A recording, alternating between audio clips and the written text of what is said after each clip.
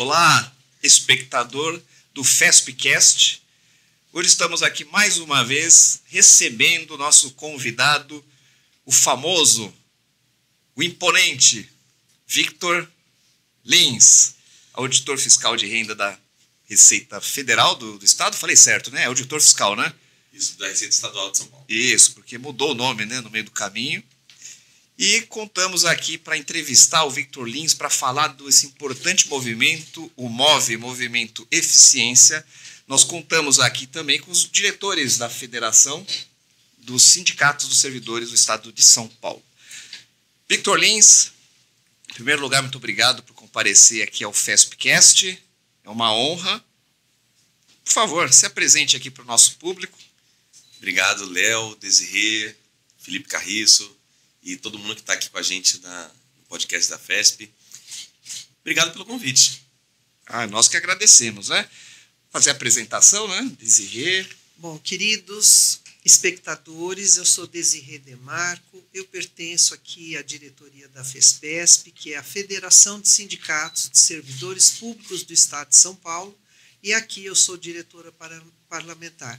Eu sou servidora da Assembleia, como vocês já sabem, Assembleia Legislativa, e no Sindalesp eu sou a vice-presidente. E o Felipe Leonardo Carriço, nós trouxemos do Rio de Janeiro aqui para o nosso podcast. Uma boa tarde a todos, uma boa tarde, Leonardo. Parabéns aí pela condução dos trabalhos aqui da comunicação.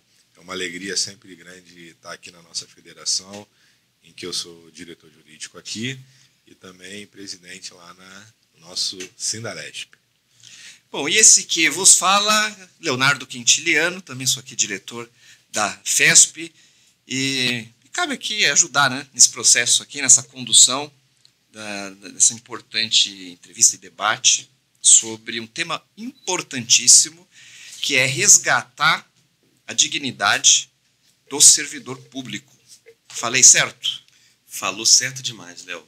A gente sabe que o servidor público é muito machucado há muito tempo, desde os anos 90, né? Em 90, quando eu nasci, aliás, eu nasci em 10 de maio de 90, nasci um ano depois da eleição em que um primeiro presidente da República se elegeu com uma das bandeiras, principais bandeiras, né, de caçar os marajás. E é muito importante já desmistificar esse aqui já, porque com a Constituição de 88 foi o primeiro ano, foi ali que começou a ter ser obrigatório o ingresso no serviço público por concurso público, e de lá para cá muita coisa mudou, né? Eu, por exemplo, não tenho direito à integralidade da aposentadoria,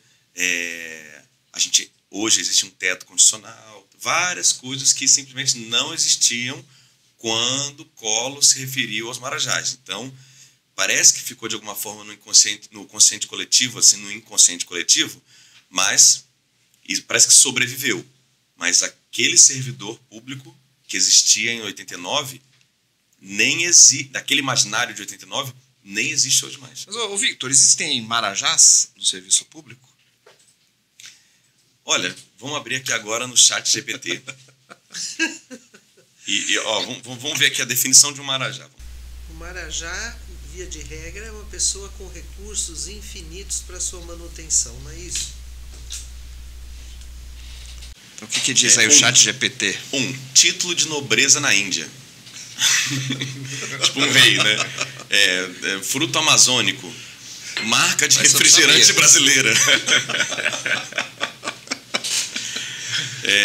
Olha, lá onde eu trabalho... Só isso? Não abre... Não, tinha uns tópicos aí, por exemplo, refrigerante brasileiro. Aí ele descrevia qualquer refrigerante, né? Enfim, se for refrigerante dá até para ser, porque não abre concurso há 12 anos no meu órgão, onde eu trabalho na Secretaria da Fazenda. Então a galera tá dando gás mesmo. A ideia, pelo primeiro significado, é de um rei, né? Dessa figura na Índia. A ideia que naquela época pretendeu se dar era de alguém que vivesse nababescamente. E vivesse nababescamente à custa do Estado, não é? Quer dizer, explica para a gente o nababescamente. Então, nababescamente é uma pessoa que vive com esbanjamento de dinheiro de toda a ordem, uma vida faustosa, regada de festas. Ó, isso aqui tá parecendo aquele corte do STF, que não né? É, pode falar tal palavra? Não então, e que não é, na verdade, a realidade de qualquer servidor público, né? Essa trajetória da figura do Marajá, ela ficou muito estigmatizada porque ela tratou de ser o veículo de eleição do Fernando Collor de Mello, que sabemos hoje todos, esse sim o Marajá, inclusive porque ele está cumprindo uma pena por má conduta administrativa em respeito à figura de presidente da República, e ele está cumprindo uma pena como Marajá, num apartamento de 9 milhões de reais em Maceió. Isso deve ser algum karma. Então não é? O destino deu uma volta e atingiu diretamente, né? Marajá foi essa figura explorada naquele momento, visando então eleger uma pessoa totalmente despreparada para o poder, como também logo se viu, e que não conseguiu fazer absolutamente nada de interessante para o povo do país e nem para as classes dominantes da onde ele vinha, certo? E deu no que deu. E agora que a Desirê nos deu uma boa definição, que é a definição utilizada, né, pelo Fernando Collor, né? Ele emprestava essa definição aqui que a Desirê colocou. Com base nessa definição, existem marajás no serviço público? Vamos lá. Existir, é claro que vai ter que existir, né? Mas geralmente à margem da lei. Ou então, tem uma coisa muito, muito dura da representação. Por exemplo, o Obama, quando era presidente, fez aquela festa lá que o Steve Wonder estava lá na Casa Branca.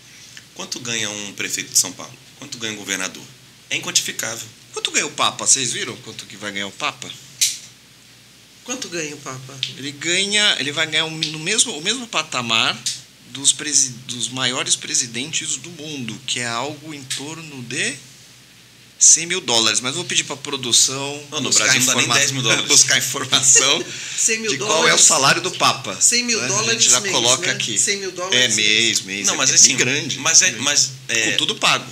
Não, interessante isso daí, né? Mas assim, esse é um salário que assim, ó, pode formar patrimônio com esse salário. Isso é uma pequena parte, porque para muitas pessoas seria uma vida altamente confortável ser prefeito, ser governador de São Paulo, mesmo a salário zero.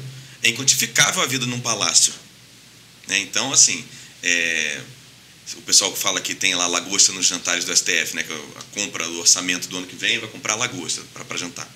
É porque tem alergia à carne, né? Então, eu vou tentar tratar beleza, isso choca a gente, mas a representação oficial do país custa também, né? Não quero entrar nessa bola dividida, mas então assim, existe, né? Mas vamos lá, a maioria dos servidores públicos são os municipais que têm uma média de 2 mil e pouquinho de salário, não dá 3. Cada município tem seu teto de remuneração, o estado também e tal. Muitos municípios têm um teto que não dá 30 mil, bate ali perto disso aqui. São Paulo não passa muito disso também. E se você converter esse salário em dólar, fica perto de uma classe média americana.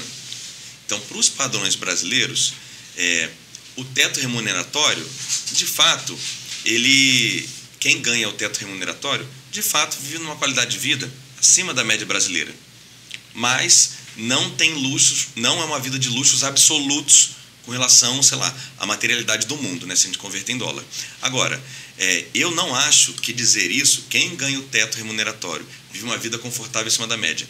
Isso não deve ser tido como um problema por si só. É claro que na iniciativa privada vai ter gente que ascende em funções importantes e ganha um salário que tem que ser remunerado por esse valor que entrega. Isso não poderia ser diferente no setor público. Eu acho até que tem muito populismo nessa discussão, porque a gente ouve duas teses de quem quer que o Estado reduza, acaba, essa coisa toda. Geralmente eles apontam duas teses contraditórias. Tese número 1, o Estado tem que ser mínimo. Tese número 2, estão ganhando demais. Ô, Vitor, recentemente... Posso apontar a contradição? Pode. A contradição é a seguinte. Vou fazer uma pergunta para você. A contradição é a seguinte. Quem defende o Estado mínimo vai acabar fazendo uma pressão com a média do salário subir.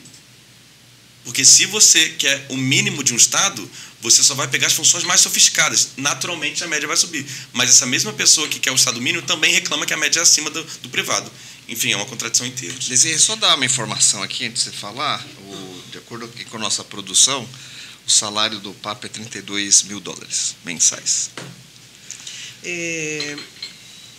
Eu queria, em face desse movimento móvel, que nós vamos ter condições ainda de conversar bastante e de você dar as explicações do nascimento do movimento e como ele se encontra hoje, eu queria perguntar, há pouco tempo teve um evento na Fiesp a respeito da reforma administrativa que, enfim, encontra-se lá no Congresso e ela pode ser apreciada, pode ser pautada a qualquer momento. E ali eu achei muito, primeira vez que eu tinha ido ali numa ocorrência na Fiesp, eu achei muito interessante que não foi dada a palavra para a plateia, né? Nós tínhamos alguns convidados de peso ali representando o serviço público e o pensar, né, do Planalto Central, mas ali a plateia, que era composta de dirigentes sindicais e de pessoas que acompanham, enfim, a trajetória de vários segmentos do serviço público, ali não tiveram uma oportunidade de se manifestar. É isso, só um acréscimo, né? Não foram nem convidadas, né, oficialmente, né, para estar ali. Não sabia que a gente tinha indo de penetra, mas enfim, eu queria que você me dissesse um pouco, e numa das falas ali foi dito, por exemplo, que o serviço público ia sair do movimento analógico, né, que ele não admitiria mais o servidor analógico e agora nós íamos entrar numa fase uma fase, digamos assim, de inteligência artificial, de muita exploração da informação via web. Como que você vê essa transição? Porque nós temos funcionários públicos de toda a ordem, um movimento que se pretende acolher o servidor e mostrar o seu valor. Como vem lidando com esse tipo de dado? Olha, eu não preciso parecer mais inteligente do que eu sou, né? Eu não estou ambientado nessa discussão. Não, mas vamos lá. Olha só, a automação é um processo que sempre gera tensões, né? Porque sempre a adaptação... Ao longo da humanidade. Exato. Né? De modo algum, eu acho que a gente tem que se colocar contra, né, o processo da história. Entretanto, a gente tem que saber economizar isso. Agora, se a Nestlé implementar IA em tudo nunca, né, mas em bastante coisa lá, de modo que tenha que haja desligamentos, é um risco que a Nestlé compra e a gente, enquanto sociedade, tem que enfrentar isso, porque não é um problema só da Nestlé, nada é só da Nestlé, né? O filósofo John Rawls fala, né, o mercado é um ente colaborativo, o patrão precisa do empregado, o empregado precisa do patrão, né? Por que no final uns ficam com mais, outros com menos? Enfim, que seja. A Nestlé demite gente, isso causa pressão previdenciária, né?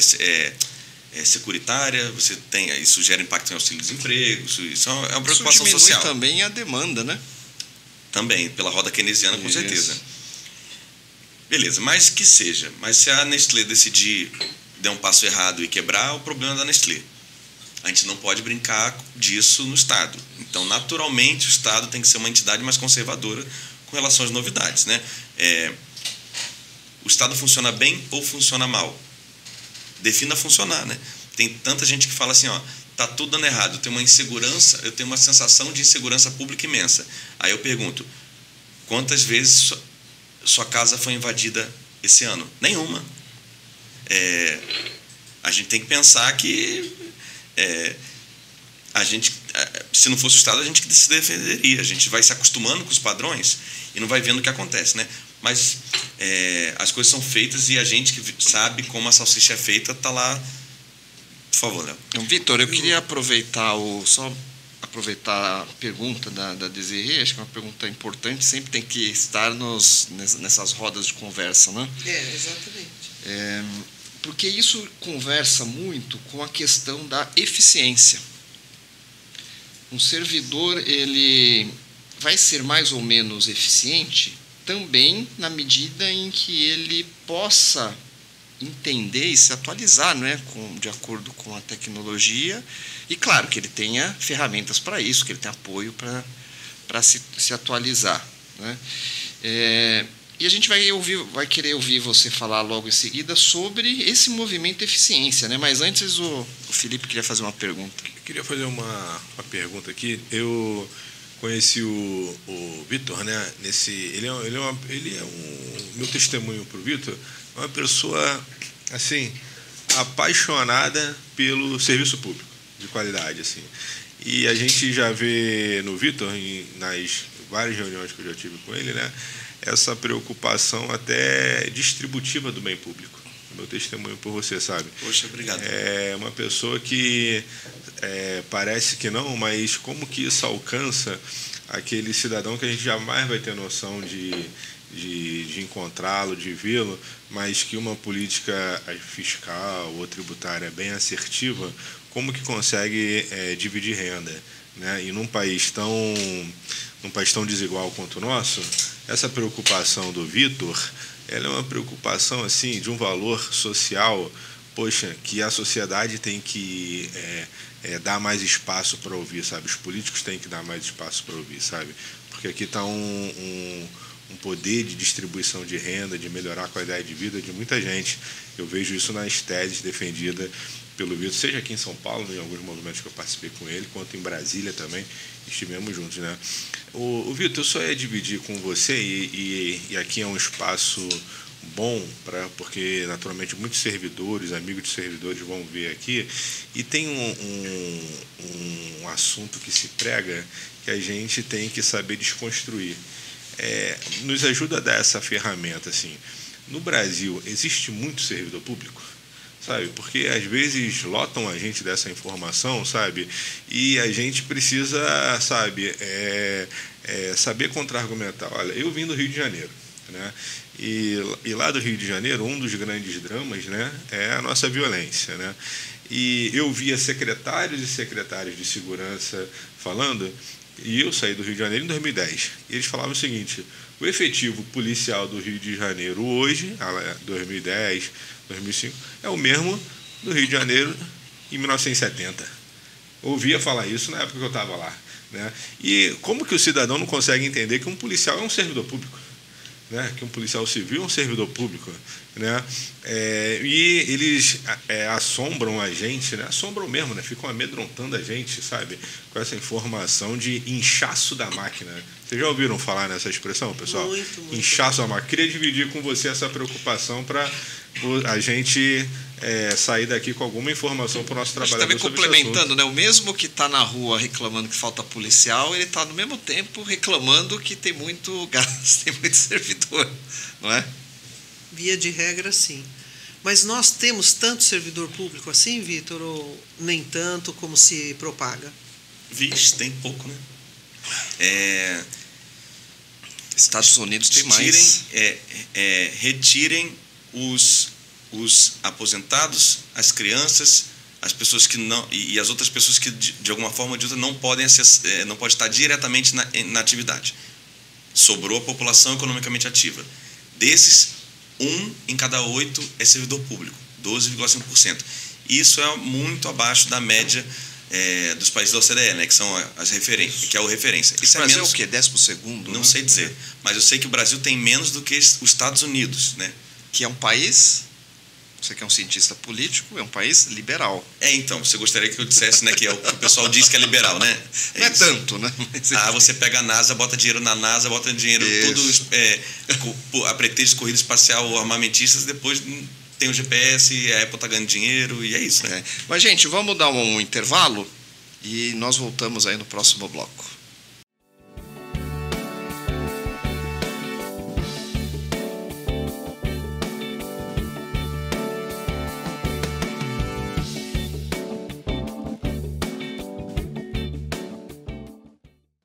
Voltamos aqui para o segundo bloco do FESPcast. Hoje o nosso convidado é o Victor Lins, um dos coordenadores e idealizadores do MOVE, Movimento Eficiência. Victor, e o MOVE? Qual o contexto de surgimento do MOVE? O que significa o MOVE? Por que o MOVE? Marisete, funcionária da Secretaria de Cultura, está no domingo no churrasco da família, e aí um cunhado lá vira e fala que a máquina está inchada, servidor ganha demais, começa a soltar um monte de groselha, e aí ela pede, não sabe o que responder, ela pede licença, vou ali no banheiro, vou fumar um cigarro, e deixa por isso mesmo. Ela sabe que não faz sentido o que o cunhado está falando. E ela nos convenceu, mas ela vai ficando tímida, essas coisas vão machucando ela. Por conta desse silêncio, o resto da família, os indecisos, que não sabiam, devem achar que esse cunhado está certo. Para retomar a autoestima dela e de todos nós, eu acho que essa que é a ideia do movimento, né? O movimento ele pretende reformular, é um movimento de contra-cultura. A gente pretende reformular a imagem do serviço público, né, no médio prazo. E por que eficiente? Ou melhor, eficiência. Movimento Eficiência. É para dizer que eficiência não é um monopólio do privado. A gente meio que quer ir contra a privatização da eficiência, né? No debate público, parece que eficiência é exclusiva do mercado privado. Mas todo mundo sabe dentro de si que o que a Enel faz não é eficiente. Numa linha pública do metrô, não morre um cara ali. E, de outro lado, a gente sabe também que ninguém em sã consciência diria que não foi eficiente o plano público, o Plano Nacional de Imunização, que vacinou todo mundo até o Paulo Guedes. Aliás, naquele período, muito se deveu ao servidor público que estava ali, digamos assim, aguentando no peito os efeitos, né, e as tragédias ocorridas no período do Covid, né? Então, existe uma depreciação do servidor público, a meu ver, que não corresponde com a realidade em hipótese alguma, Vitor. Sabe por quê? Porque nós temos pessoas que podem e têm a possibilidade de trabalhar em determinados ambientes com total equipamento até, gerado pelo serviço público, entendendo que aquela função é uma função bastante relevante. Mas nós temos também servidores, às vezes, que estão exercendo as suas atribuições e as suas funções em lugares que são menos favorecidos, digamos assim, em lugares de atendimento público, né? E não são enxergados pela máquina a contribuição desse servidor, né? Você pega, por exemplo, uma situação de dengue numa cidade, você não sabe mensurar até que ponto que aquele servidor que está numa UPA, numa UBS ou num hospital público, ele deu de si, do seu horário, até muitas vezes fora do horário de trabalho dele, para compor uma situação, entende? Então, eu acho que existe muita eficiência, sim, no serviço público, apenas que ela não é notada. O Victor, conta pra gente um pouco sobre essa ideia do MOVE. Como que surgiu? Qual é a estratégia, como né, que você mudar a opinião? Você é um cientista político, né? Depois a gente vai querer ouvir um pouco mais sobre a sua formação. Então, explica pra gente essa ideia do MOVE. Beleza. A gente juntou uma reunião lá, né? 50 pessoas, colegas lá de cada um representando uma categoria. Sempre que eu falo 50, se o Sardinha tivesse aqui, ele ia falar, não é 50, é 48. Porque ele fala que cada vez que eu conto, aumenta o número, né? Mas beleza. A gente tinha 51 pessoas lá na reunião e a gente não sabia o que ia fazer, né? Só sabia que a gente queria reformular a imagem do serviço público. Dali vai sair um movimento, vai sair uma ONG, um partido político, uma roda de samba, o que vai sair, né? Aí no final falou, não, a gente quer fazer um movimento e tal, aí beleza. Numa segunda a gente trouxe um cientista, um consultor político, um publicitário do marketing político, porque marketing político não serve só para eleger um candidato.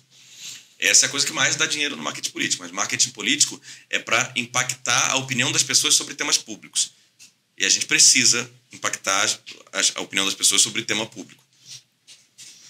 E aí ele falou, olha, de verdade, chama de eficiência o nome do movimento. Aí todo mundo torceu o nariz. Sempre que eu ouço esse papo de eficiência, é um negócio ruim depois, né?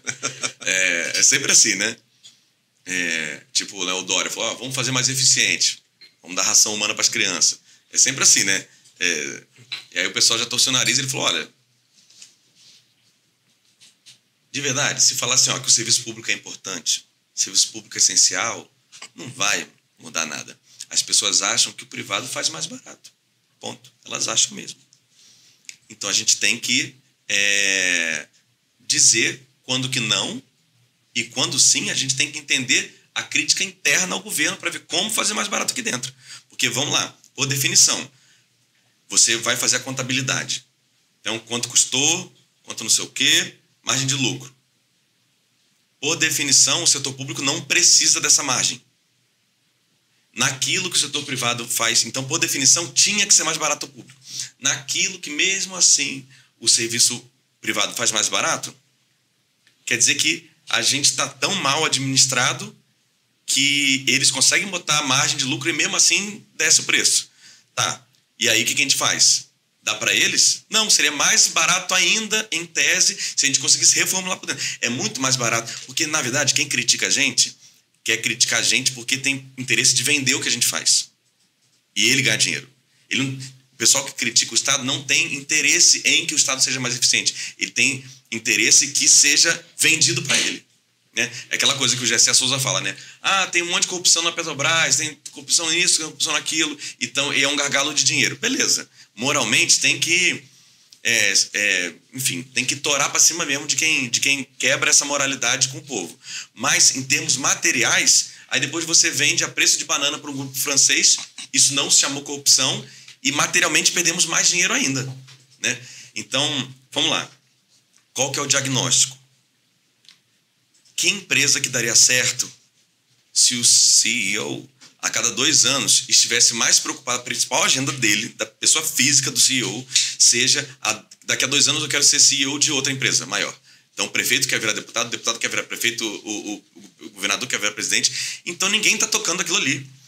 O serviço público não é ineficiente por causa dos servidores de carreira. Ele é ineficiente apesar do servidor de carreira. E se você pegar um caso caricato de uma dona Margarida ou de um seu Flávio que está com pouca motivação no seu trabalho, isso é um problema de RH. Se você vê que tem um problema de motivação e de pessoal na Nestlé, desempenho, né? De desempenho, você vai criticar o diretor de RH da Nestlé. Você vai criticar o cara. Por que no serviço público você critica o cara? Troca o prefeito.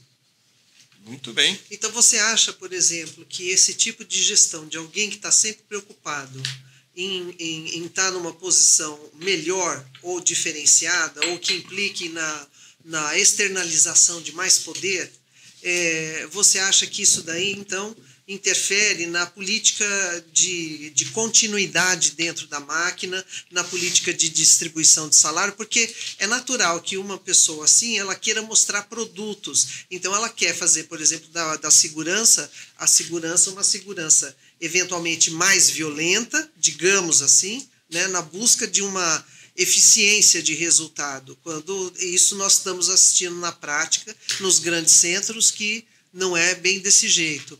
E no caso do serviço público, a pessoa também fica provocando situações em cima do serviço, como serviço, e do servidor, exatamente para criar o fato que o promova a uma instância melhor, politicamente falando. Não sei se eu fui clara. Eu entendi o que você falou e concordei com tudo. Só não entendi o que é a pergunta.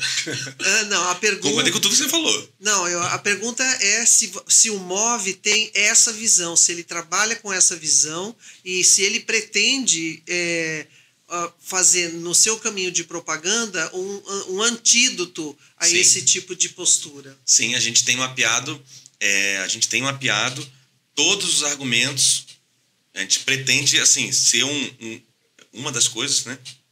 Um grande cadastro, um arcabouço dessa argumentação. O que falam do serviço público e aí destrinchar. O que é verdade? O que for verdade, de crítica, a gente tem que encaminhar isso internamente. A gente encaminhar, resolver.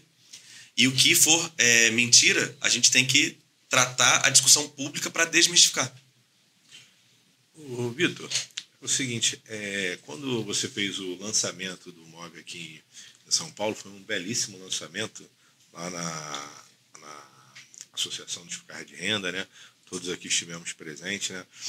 tinha até um buffet muito gostoso, né? Deixa eu... Já. Do buffet lembra, não vai esquecer nunca, né? Ô, comida boa. Poxa, aquele brigadeiro, né? Que a gente pega um, já bota 2 aqui no paletó. Foi um buffet eficiente. Deixa eu levar para minha esposa que não pôde vir aqui hoje, né? Mas naquele dia, e se eu não me engano, ou um dia antes, você lançou um artigo muito, muito bem escrito, um artigo muito legal, falando justamente sobre essa questão do monopólio da eficiência. A eficiência não pode ser uma coisa, sabe, dada apenas ao setor privado, né? E aquilo me instigou, sabe, intelectualmente, né? Por exemplo, eu fiquei refletindo sobre aquilo, eu tomei como exemplo, por exemplo, as Olimpíadas. Pensem todos nós aqui nas Olimpíadas. A Olimpíada é um estágio, assim, é um desafio humano dos mais sérios, né, e radicais. Acontece de 4 em 4 anos, os países inteiros se movimentam para aquilo. Quando a gente pensa as Olimpíadas nessa questão, quantos e quantos atletas nossos só conseguem ir à Olimpíada porque tem um Estado patrocinando e executando suas atividades dentro das Forças Armadas? Todo mundo depois reclama que o Brasil não investe. Mas o Brasil está em 20º nas Olimpíadas, por quê? Né? Ou seja, os clubes nossos não teriam condições de revelar tantos atletas olímpicos se não fosse o Estado, sabe, para colocar aquelas pessoas numa condição de competitividade internacional, né? Então, uma forma de valorizar, sabe, aqueles atletas que estão ali no seu extremo, na sua modalidade, justamente porque tem ali o papel de um Estado buscando a eficiência naqueles atletas. Outra coisa também que me levou a refletir no seu artigo que você escreveu, eu até peço, né, para que o artigo dele possa, que a produção coloque o link artigo, aí o link dele, porque é um artigo que dá base para a gente se convencer. Contra a privatização da eficiência. Acho que foi na Folha, né, que saiu. Esse artigo me fez enxergar muito, por exemplo, a gente ouve muito falar que o agro é pop, né? O agro é pop e ele vai trazendo para nós esse domínio ideológico, sabe, do seu próprio marketing. Olha, a quantidade de agrotóxicos que a gente consome, né? A quantidade de produtos cada vez orgânicos, cada vez mais difíceis de serem encontrados, mas eles investem lá, que o agro é pop. Agora, não fala da Embrapa. Olha como que a Embrapa é de umas empresas das mais eficientes para conseguir fazer o Brasil celeiro do mundo em termos de alimentação. E, por fim, também, é justo mencionar isso, quando a gente fala de conhecimento e quando a gente fala de tecnologia, porque eficiência vai estar inserido numa ideia também de conhecimento e tecnologia, a gente tem que falar das universidades públicas. Só a Universidade Pública Paulista, né, sobretudo a USP, a única que está ranqueada em lista internacional, sabe? Então, poxa, nenhuma universidade privada no Brasil... Ao contrário dos Estados Unidos, Inglaterra, que as faculdades privadas... O Léo pode falar muito melhor do que eu. Exatamente.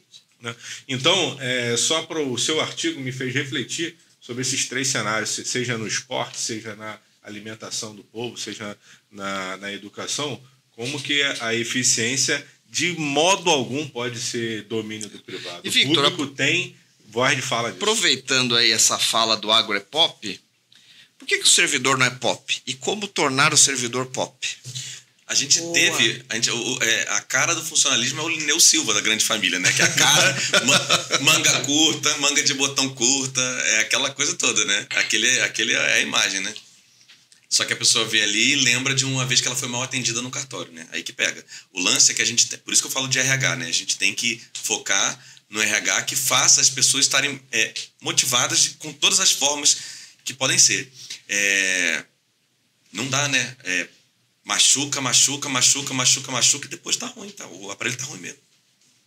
Mas quais as estratégias do MOVE para levar para ajudar, né, o diálogo da dona... Qual que é a dona que você criou aí? Fictícia? Vamos Dona Maria. Dona Maria. Coitada da Dona Maria, né? De infundir segurança no próprio servidor público, numa situação que você transmitiu aqui no início, para exemplificar uma situação corriqueira, Porque é comum mesmo em reuniões de família ter sempre alguém ali que sugere que o servidor público que ali está é uma pessoa que não trabalha, que tem a vida Toda garantida. família tem um cara desse, toda família tem um servidor público também. Então, qual é a preocupação do MOVE?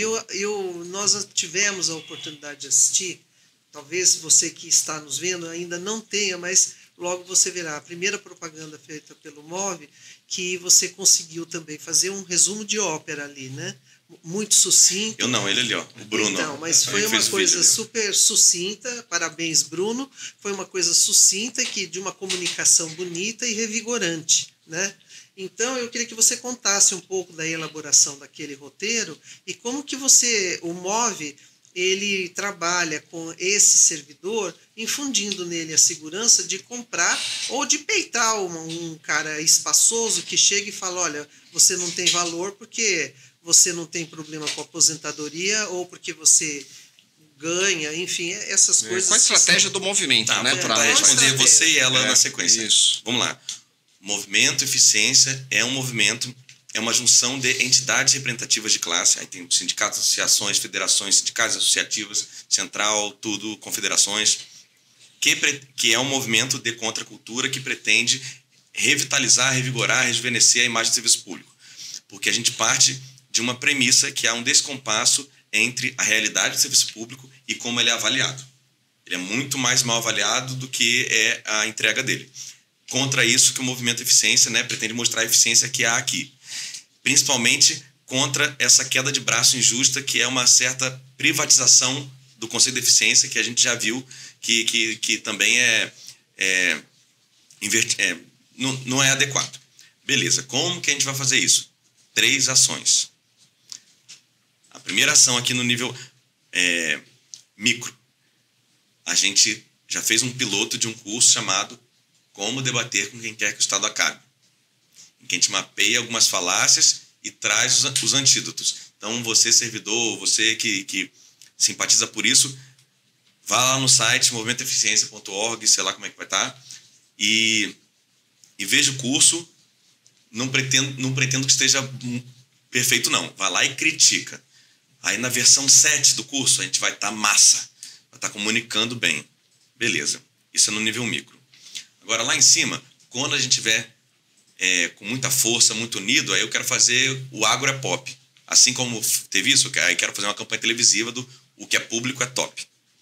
Beleza. Igual, e vamos dizer. E eu acho que é muito oportuno o movimento, porque a gente viu, a pandemia mostrou para todo mundo que quem carregou no lombo foi a gente. A gente vacinou o Paulo Guedes. Beleza. Eu não vacinei ninguém, né? Mas o serviço público vacinou. Né? Exatamente.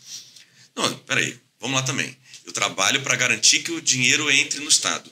Foi com esse dinheiro que a vacina foi. Então, beleza, eu vacinei.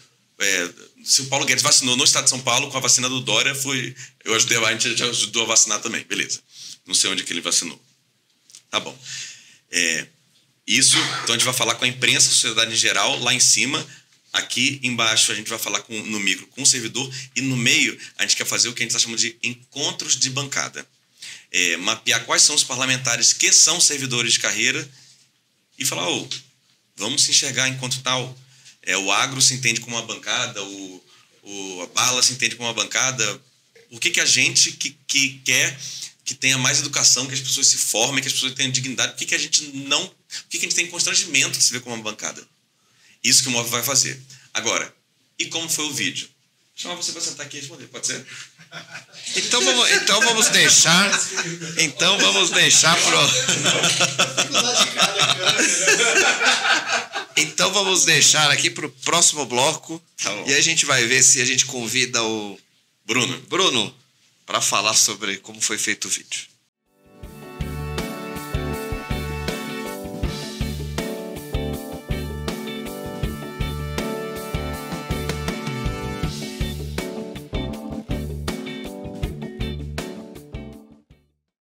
Voltamos então no nosso último bloco, aqui com a entrevista do Victor Lins, coordenador e idealizador do MOVE, Movimento Eficiência. Victor, o MOVE produziu um vídeo, aquela fala do Paulo Guedes, aquela conhecida fala que o Paulo Guedes chama aí os servidores de parasitas. E fala que vai botar uma granada no bolso do inimigo. Isso. Vamos... Acompanhe com a gente, vamos dar uma olhada no vídeo do MOVE.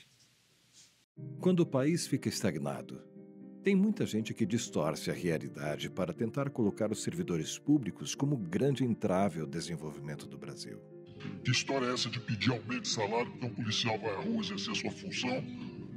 Ou porque um médico vai à rua exercer a sua função? Vocês consomem o nosso fruto do suor de construirmos essa nação! Essa confusão toda, todo mundo achando que estão distraídos, abraçaram a gente, roubaram, ele não dá botar uma granada no bolso do 2 anos sem aumento de salário. Nós vamos acabar com o privilégio. Quer saber mais? Nós vamos privatizar tudo.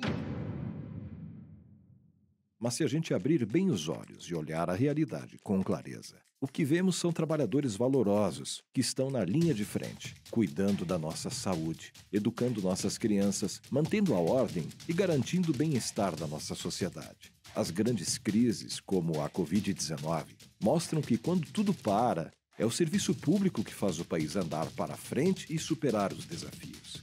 Apresentamos o MOVE, Movimento Eficiência, uma iniciativa que olha para o serviço público como ele é e, a partir disso, trabalha para valorizar sua eficiência e corrigir seus problemas. Um movimento feito para quem olha o Estado por dentro e sabe o que precisa ser reconhecido e protegido, e sabe também o que precisa ser melhorado.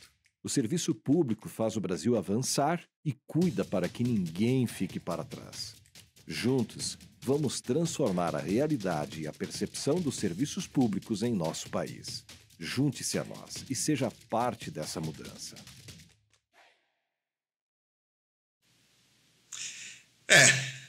Ele é um vídeo instigante, né? Provocativo do servidor. De onde saiu a ideia de fazer esse vídeo? Desse homem aqui, ó, Bruno Ravizini. Bruno, bem-vindo aí. Obrigado. Né? Aqui no Fespcast a gente traz pro podcast também quem produz. Então, Victor, explica pra gente aí, Bruno, a ideia do vídeo. O Vitor me pediu para fazer um vídeo que fosse a gente precisa abrir forte, a gente precisa começar aqui a galera já sair com a faca nos dentes, não com uma granada no bolso, mas com a faca nos dentes. E aí a ideia foi trabalhar essa divergência do pensamento do que é o servidor. Então, trazer essa coisa da crítica e tal, e depois mostrar, né? Tentar trazer que, na verdade, o servidor é um cara que está salvando vida, é um cara que está trazendo a paz e a ordem, ele está fazendo com que a máquina funcione, com que as coisas aconteçam, que são coisas que as pessoas esquecem. Então, foi tentar trazer aquela coisa forte de crítica, de mostrar, mas também de uma forma provocativa, né? Porque o preto e branco, uma voz distorcida, foi também mostrar que, assim, tá vendo como isso aqui é vilão, né? E aí vamos trazer a luz, né? A cor e a iluminação para dentro do que é a verdade. A verdade é que o servidor, na verdade, tem outra função. Agora eu vou fazer uma provocação pro Bruno, que o Bruno ele não é servidor. Não. Ele não é servidor. Então, é importante a opinião dele, de quem está de fora, avaliando esse movimento, mas também a sua visão sobre o servidor, de algum modo, mudou a partir do momento que você começou a trabalhar com o MOVE? Até antes, um pouco, mas depois que eu comecei a trabalhar com servidores e começar a entender a importância do Estado, entender que o discurso liberal é muito bonito no papel. Ele é muito bonito porque ele fala, isso mesmo, eu queria que as coisas fossem eficientes, todo mundo quer. Mas que, na verdade, a realidade ela é outra, né? Assim, sabe? A iniciativa privada não necessariamente ela consegue se autogerir.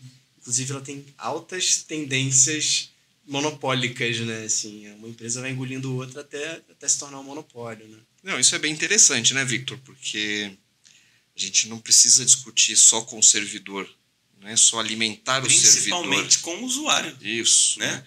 A questão é o usuário do serviço público. né? E quase todos são usuários do serviço público, Não, se não todos. Sim. Todos Você não, precisa todos. tirar um RG, Mesmo você precisa quem não tirar quer, carteira de isso, motorista. mesmo quem não, isso, mesmo quem não. Não, ó, você pega o qual que é o, sei lá, eu sou velho, não sei quem que é o cara mais rico do Brasil hoje, não sei quem é o cara mais rico. Não ando com gente rica, né? Mas sei lá, na época que o mais rico que eu lembro era o Eu lembro. Ike Batista, sei lá. Vamos pegar o Ike Batista. O homem mais rico do Brasil morreu. Ele, sem estar aqui para cuidar, o Estado vai garantir que esse dinheiro chegue na mão do filho dele. E se alguém tentar tirar no meio do caminho, vai com polícia, vai com arma, vai com tudo e vai acontecer. Todo mundo no serviço público. Mesmo a pessoa que cria um mundo próprio para si. Essa consciência ela é fundamental, né? De que todo mundo é usuário do serviço público de algum modo. Todo mundo tem um vínculo com o Estado de algum modo, né? Victor, vamos falar um pouco de você aí, porque é importante, né? Tem uma frase, você é um cientista político, né? Além de... É cientista político e administrador. Não, qual que é a sua primeira? Eu fiz Direito e Relações Internacionais. Direito, né? E certamente você deve ter ouvido ou compartilha desse pensamento de que nada se conhece sem a sua história, não é? Nós entendermos não só os processos e movimentos, mas as pessoas a partir da sua história. Então conta pra gente um pouco da sua história, quem é o Victor Lins? É interessante, né? Hoje eu trabalho representando o serviço público e as coisas todas foram por acaso. Eu sou auditor fiscal, né? Mas eu era músico, mas não conseguia, tava conseguindo nem, se quisesse pagar um cinema para namorado, não estava conseguindo, e aí fui lá, beleza, então quero trabalhar, aí você ouve aquele conselho da tia, né? Vamos fazer um concurso. Ouvi aquele conselho da tia, né? E aí, beleza, não, tá, vamos fazer, mas não é o que tiver aberto, não, peraí. O que tem a ver comigo, assim, beleza.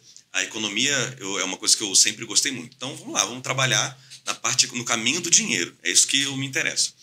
E era isso que eu queria fazer. Só que você entra lá e você vê que a máquina é toda desorganizada, toda desestruturada. E falei, não, peraí, então eu tenho que... Aí comecei a brigar pela melhoria daquele negócio. Quando você se vê, você está no sindicato, na associação, representando aquele grupo. Depois você vê também que o problema para resolver a administração tributária, ela tem uma enorme interseção entre o problema para resolver a administração da educação pública e da segurança pública. Tudo é a mesma coisa.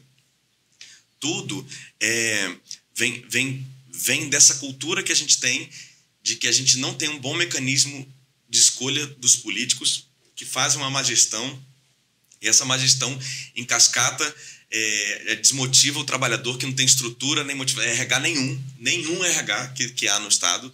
E aí, no final, o serviço não chega bom na ponta. E aí você, pronto, tem um terreno fértil para crítica. Aí vem um outro político e fala, tá vendo como é que tá errado? Vamos tirar mais ainda. Aí pronto, aí você vai retroalimentando. Esse ciclo é uma loucura, cara. Sim. Victor Lins não é um nome artístico. Não. É um nome forte, não é? Um nome de cantor, nome de ator. Bom, cientista político, direito... E você tem Relações Internacionais. Em Relações Internacionais. E você tem uma pós... Da ciência política mesmo. Ciência política em Portugal. Lá na Universidade de Lisboa. Tanto que quando o Carriço estava aqui, né? A gente falou que a gente tem assunto em comum, né? Porque eu tô fazendo lá, ele fez lá, e o Carriço mora na rua Lisboa. Aqui em São Caetano, não é isso? Esse já foi o link para conversa e diálogo. E quando você entrou na carreira de auditor? Foi o primeiro concurso? Sim. Eu só ajudei para concursos que a gente chama de área fiscal, né? Uhum. Que tem ali a ver com a administração da grana do Estado, né? Eu fiz 3 concursos na minha vida. Um do Ministério da Indústria e Comércio, depois eu fiz o da Receita Federal e esse. Eu fui dentro de um mesmo ano, eu fiz esses 3. Foi aprovado no primeiro e no último. E a sua visão mudou depois que você entrou na Receita? Em relação a antes do serviço público? Você tinha uma ideia de um serviço público diferente? Superou as expectativas?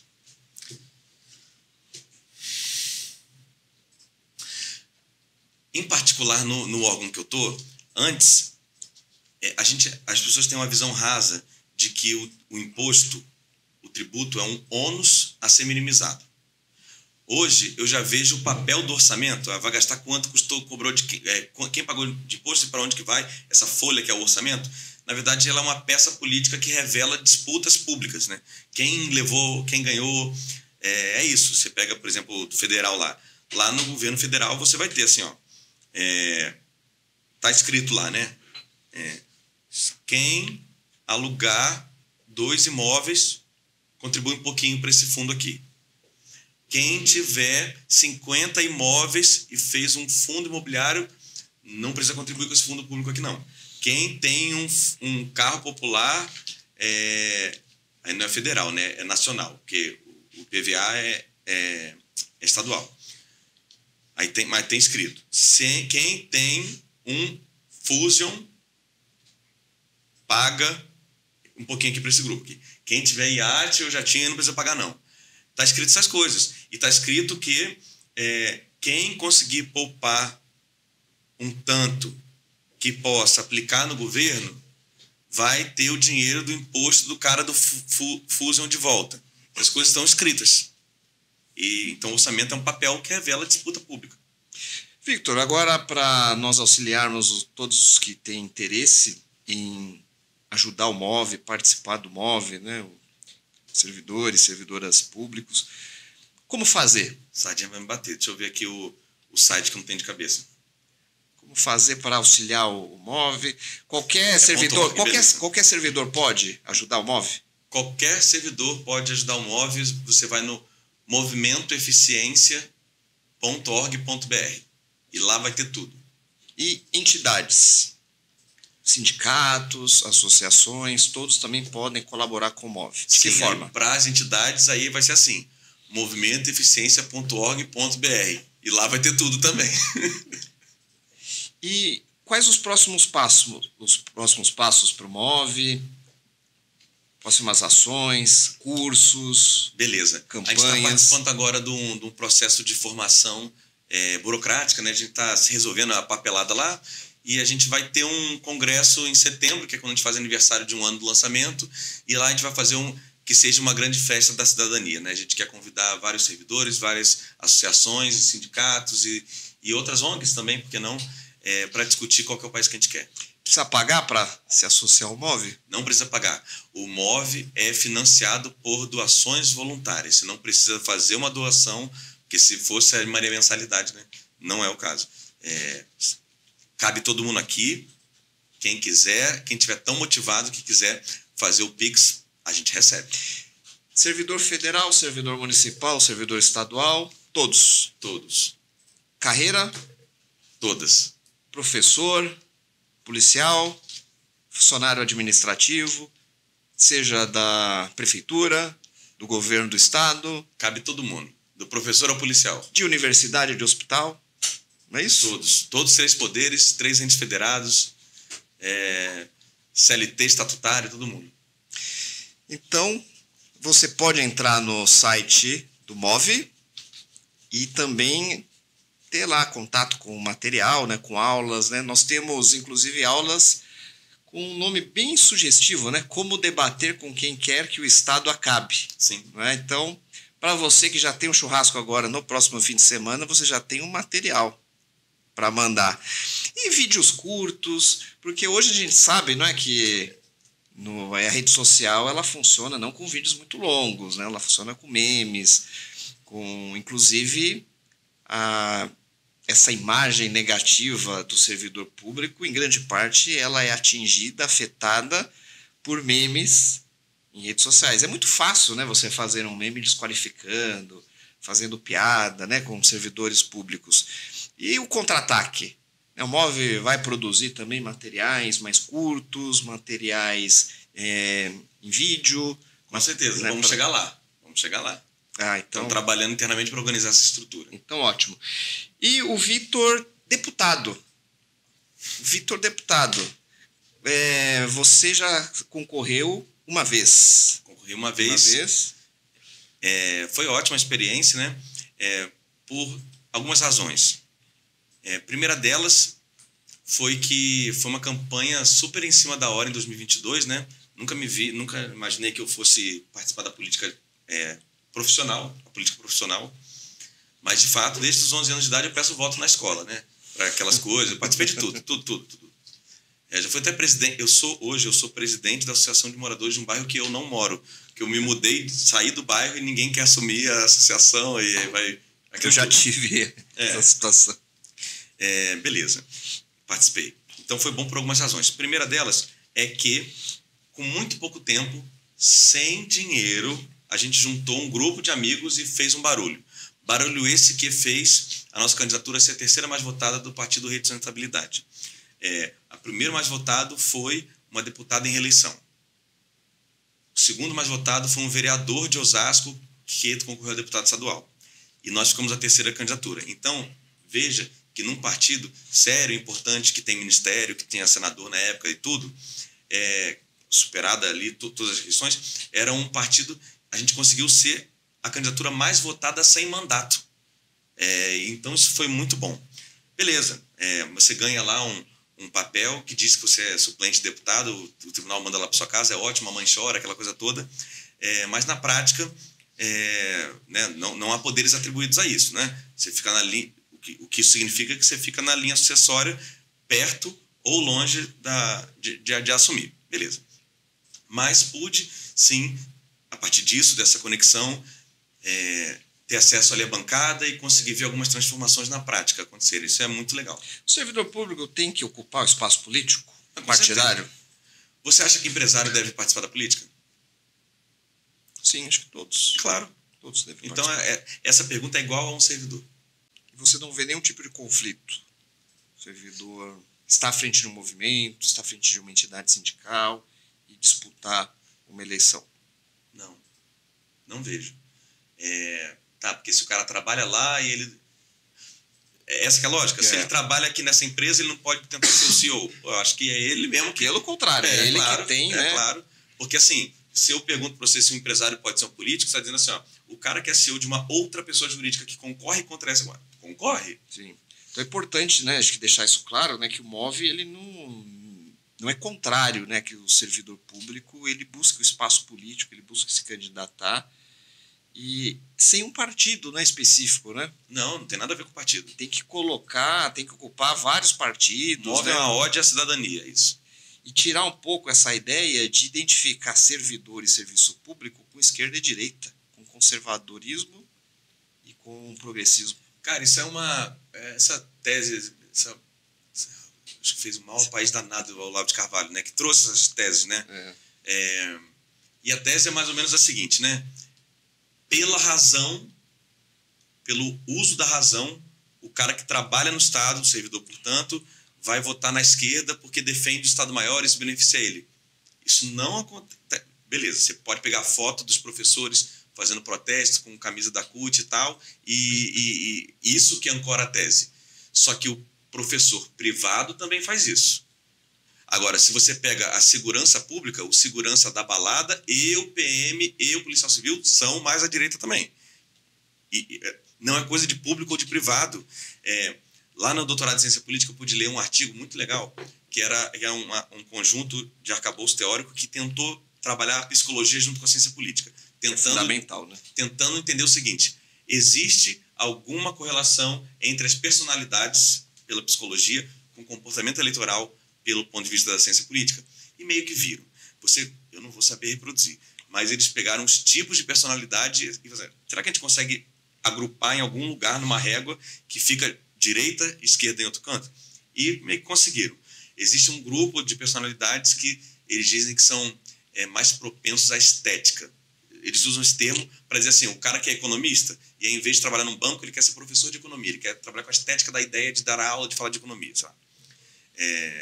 E tem um outro grupo que é mais avesso a novidades, é mais preocupado, e os alarmes são fortes para ele.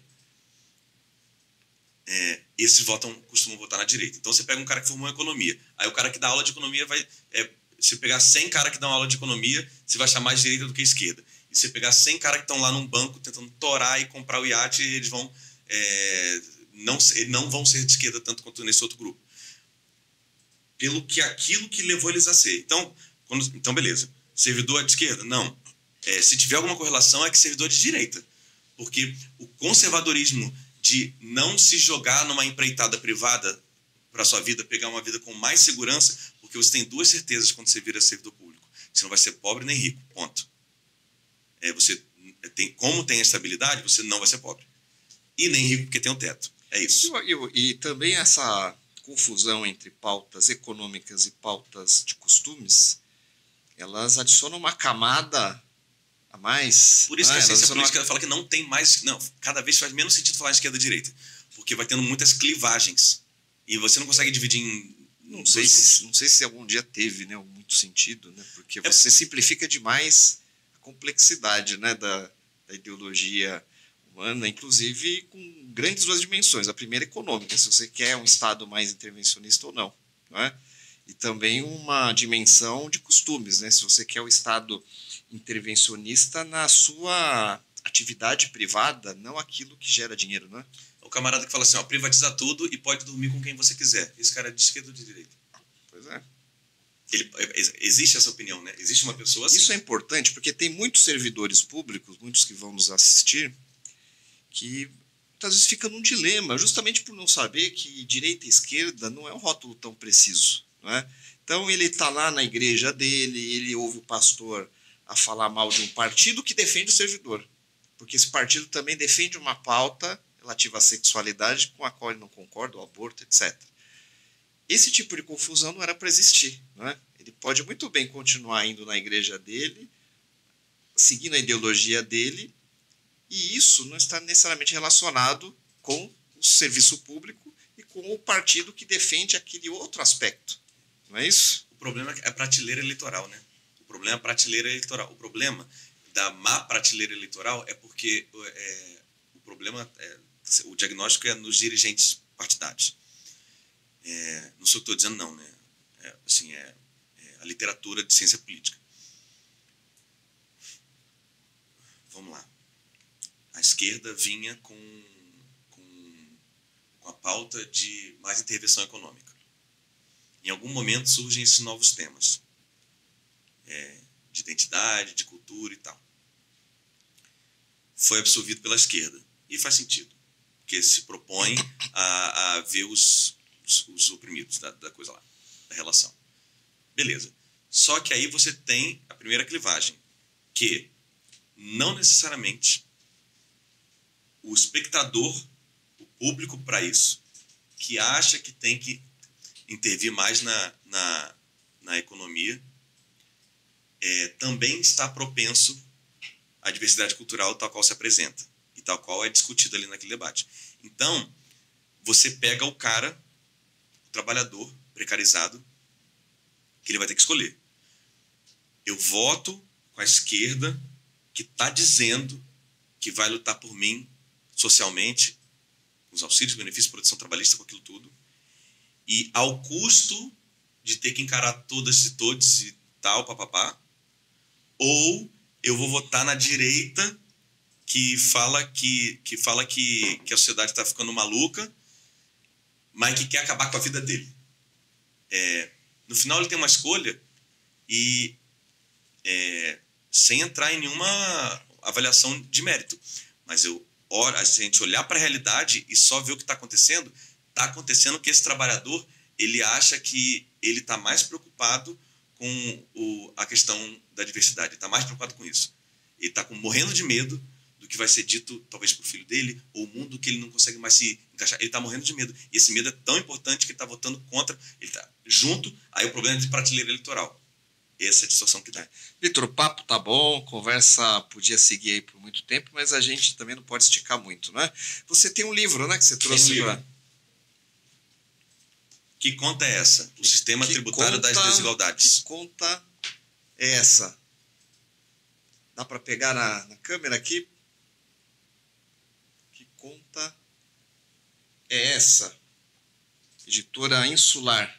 De quando que é a edição? 2021, talvez. Vamos ver aqui. Acho que é. Não, é isso mesmo. Fala pra gente um pouco desse livro. O que ele trata. Olha, uma vez eu vi o Eduardo Moreira falando... Um resumo dele é tão bom. O Eduardo Moreira falou assim, no período da ditadura militar, o que aconteceu no Brasil foi o seguinte: os empresários queriam escoar produto para o Brasil todo. Eles construíram uma estrada para isso? Não. Eles ligaram para o governo, não é na ditadura militar, perdão. A história do Brasil se resume assim, né, pelo Eduardo Moreira. O empresariado queria vender para o Brasil todo. Construíram estradas para isso? Não. Ligaram para o governo, constrói uma estrada para distribuir meu produto? Seria muito bom mesmo, só não tenho dinheiro. Não, beleza, eu te empresto, sempre pagam juros. E foi essa a história do Brasil, né? Então até hoje a gente está pagando, a gente paga imposto para pagar esse juro para o cara lá que ele mesmo que se deu bem. Esse livro aqui, ele explica o caminho do dinheiro e ele não é técnico, ele é para uma pessoa para se iniciar. Ele é para exercer cidadania, ele é cidadão. Para você entender o mundo na linguagem necessária de iniciação. E ele é bom por... eu acho que o valor dele são pelo menos 3. Para entender o estado fiscal, né? Para entender como que funciona. Exatamente. A arrecadação do Estado, para que serve a arrecadação do Estado, por que o Estado precisa de dinheiro, né? Por que a gente precisa pagar imposto. E mais os temas morais, assim, né? O que está certo, o que está errado, o que deveria ser, por que o Brasil é diferente. Você entra na discussão liberal não, intervencionista, não? Se você botar Ctrl F liberal, não vai aparecer isso aí. Então, mano... não tem a palavra liberal aqui. Beleza, eu acho que o valor dele, eu recomendo que você que está em casa dê uma chance a esse livro, por pelo menos 3 razões. Razão número A. Ele se pretende a ser completo. Então, ele tem 3 coisas aqui. Ele diz como que deveria entrar o dinheiro e como que está entrando, apesar do que deveria, para onde o dinheiro deveria ir e como que o dinheiro está indo em vez de ser como deveria. E, em terceiro lugar, um debate filosófico de por que deveria ser. Né? Deveria ser assim, mas por quê? Tem um debate filosófico para você chegar à conclusão se é isso mesmo. E quando a gente entra na filosofia da coisa, então a gente faz um raio-x da argumentação. Então a pessoa pode entender por que esse é o caminho ou não também. Né? Mas foi o caminho que me passou a ser uma pessoa mais empática com relação ao povo. Isso aqui está aqui. Não é nada meu, eu faço uma revisão bibliográfica dos filósofos. Razão número 1. Razão número 2. Ele é coassinado pelos principais intelectuais do tema. Então, por exemplo, teve uma reforma tributária agora. 3 textos de reforma tributária disputaram entre si. Os 3 economistas que idealizaram cada um dos textos estão aqui. E assim vai, né? E tem um terceiro, né? Terceira razão. A terceira é que a linguagem é iniciática. Ela é para uma pessoa que não está ambientada a isso. Maravilha. E como que o interessado ele pode adquirir o livro? Foi a coisa mais importante disso aqui, ó. Você pode, sei lá, entrar num link lá e comprar se você achar, se você falar, eu quero encostar nisso daqui. Aí beleza, custa, vai ter um valor lá para você ter em casa. Mas, se você botar no Google o nome dele, vai ter um PDF que a gente mesmo disponibilizou, foi uma condição, não recebo nem R$1 por isso aqui. E desde o começo do projeto era esse, não é para dar nenhum dinheiro. Isso aqui está disponível de graça. A gente quer que as pessoas saibam em que mundo que ela vive. Então, Victor, muito obrigado mais uma vez pela sua presença. Obrigado, Bruno. Divulguem, acessem aqui, já que é de graça. Pega aquele fim de semana lá antes do churrasco da família, dê uma olhadinha aqui no que conta essa. A gente está lançando uma nova edição. Então, se você quiser saber do MOVE, ou da nova edição, ou de toda a discussão, se você acha que se quiser continuar essa conversa que a gente está tendo de alguma forma, beleza, meu Instagram é VictorLinsSP. Mas se puder depois botar ali embaixo. Repete aí, daí a gente pode acompanhar aqui embaixo. VictorLinsSP. Então vai ter 2 S em sequência, né? E o MOVE também, né? Siga o MOVE nas redes sociais, especialmente você que é servidor público, e faça parte dessa luta, dessa reconstrução. O FESPcast fica por aqui e voltamos no próximo programa.